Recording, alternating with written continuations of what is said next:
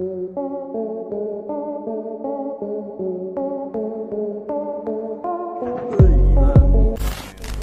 से दिखने में तो ये छोटा सा वीडियो क्लिप कोई मिसाइल गिरने जैसा लगता है, लेकिन असल हकीकत इस सब से अलग है। दरअसल ये चाइना का फ्लाइट MU5735 है, जो क्रैश करने वक्त ये वीडियो CCTV के फुटेज में आया था। ये हादसा 21 मार्च 2022 की दोपहर की 2:22 में हुआ था।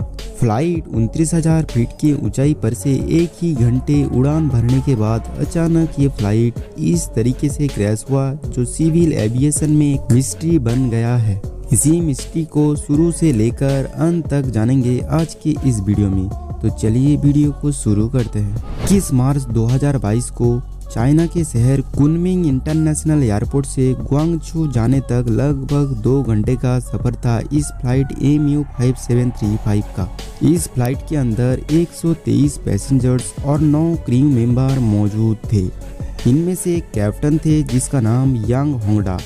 दोपहर के 1:11 में प्लेन टेक ऑफ करता है कुनमिंग एयरपोर्ट से। कुछ ही देर बाद नॉर्मल तरीके से प्लेन 29,000 फीट के ऊंचाई पर से उड़ान भर रहा था। ये सभी यार्ड ट्रैफिक कंट्रोल मॉनिटर कर रहे थे।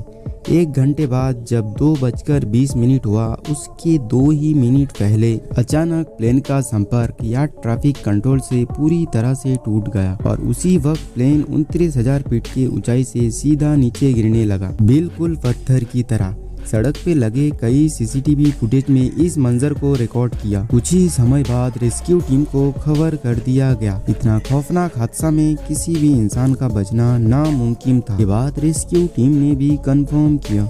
जिस टाइम ये हादसा हुआ उस टाइम चाइना मेट्रोलॉजिकल एडमिनिस्ट्रेशन के मुताबिक उस टाइम जहां पर क्रैश हुआ वहां का वेदर रिपोर्ट 30 डिग्री सेल्सियस था। आमतौर पर ज्यादातर टाइम जैसे हवाएं चलते थे वैसे ही मौसम का हाल था। वेदर रिपोर्ट मुताबिक बारिश होने का संभावना था, लेकिन बारिश नहीं हुआ। ये सभी नजर में रखते हुए कई एक्सपर्टों ने इस उल्टी को सुलझाने का कोशिश किया। कई सारे एक्सपर्टों का कहना था कि फ्लाइट 447 जब क्रैश हुआ था तब भी इसी तरीके का क्रैश दिखा गया था, लेकिन फ्लाइट 447 में टेक्निकल प्रॉब्लम के वजह से प्लेन धीरे धीरे क्रैश हुआ था। फ्लाइट 5735 जैसा क्रैश अभी तक नहीं देखा गया है, क्योंकि प्लेन सीधा जाके गिरा है। ऐसा लगता है कि प्लेन को जबरदस्ती नीचे लाया गया हो। प्लेन के बाहरी हिस्से से रेस्क्यू टीम को खास कुछ मालूम नहीं पड़ा, लेकिन प्लेन के इंटीरियर हिस्से में ऐसे कुछ गैजेट्स मौजूद होते हैं जिससे कुछ प्रूफ हाथ लग सकता है।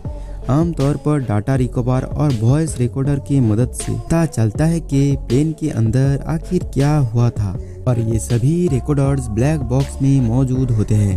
रेस्क्यू टीम ने इस पहाड़ के घने जंगलों में अच्छे तरीके से छानबीन करने के बाद एक ब्लैक बॉक्स रेस्क्यू टीम के हाथ लगा, लेकिन बाहर से ये बॉक्स पूरी तरह से डैमेज था, जिसके कारण डाटा सही से निकालने के लिए इसको बीजिंग भेज दिया गया।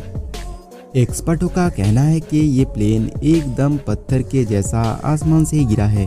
हो सकता है कि प्लेन आसमान से दूसरे किसी चीज से टकराया हो या फिर किसी मिसाइल छोड़ा गया हो इस प्लेन में, या फिर कोई टेक्निकल प्रॉब्लम के वजह से दोनों विंग्स टूट गए, इसके वजह से ये प्लेन सीधा गिरा होगा। या फिर ये भी हो सकता है कि प्लेन को किसी ने हाईजैक कर लिया होगा। ये सभी थ्योरी से निकल कर सामने आया है, लेकिन पक्का सबूत मिलना मुश्किल है, क्योंकि प्लेन के टुकड़े टुकड़े बन चुके हैं।